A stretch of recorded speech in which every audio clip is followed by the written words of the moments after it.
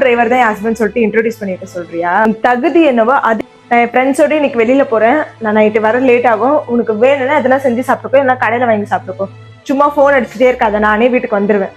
நானும் வரட்டுமா? நீ வரியா? நீ எதுக்கு வர? உன்னை என்னன்னு சொல்லி என்ன இன்ட்ரோடியூஸ் பண்ணி வைக்க சொல்ற? ஃப்ரெண்ட்ஸோட ஹஸ்பண்ட் எல்லாருமே ஐடி கம்பெனில வேலை செய்யறவங்க, பிசினஸ் மேன் தான். உன்னை என்னன்னு சொல்லி இன்ட்ரோடியூஸ் பண்ணி வைக்க சொல்றேன்? ஆட்டோ டிரைவர் தான் என் ஹஸ்பண்ட் சொல்லிட்டு இன்ட்ரோடியூஸ் பண்ணி வைக்க சொல்றியா? உன் தகுதி என்னவோ அதுக்கேற்ற மாதிரி ஆசைப்பட்டு நீ கல்யாணம் பண்ணிருக்கணும். என்ன கல்யாணம் பண்ணிட்டு நான் போற நேரத்துல என்ன டென்ஷன் பண்ணாத, நான் கிளம்புறேன். நான் வேணா என்னோட ஆட்டோவில் ஒன்று ட்ராப் பண்ணுறேன். சோப்பா, என் ஃப்ரெண்டோட ஹஸ்பண்ட் கார் எடுத்துட்டு வர்றேன், நான் அவரோட தான் போறேன், நான் வரேன். நேர்மையாக உழைச்சி சம்பாதிக்க எந்த ஒரு தொழிலுமே கேவலம் கிடையாது. 4 பேர் முன்னாடி நம்ம அந்தஸ்தை காட்டுறதை விட நம்ம மேலே உயிரியே வச்சிருக்க கணவரோட உழைப்பை மதிக்க கற்றுக்கணும். காரில் போகிற சொகுசை விட அன்போடு ஆட்டோவில் கூட்டின்னு போகிற அந்த நிம்மதி வேற எதுலையுமே கிடைக்காது. அந்தஸ்தை தேடி ஓடாதீங்க, உண்மையான அன்பை மதிக்க கற்று. நான் சொல்கிறது உண்மைனா இந்த வீடியோ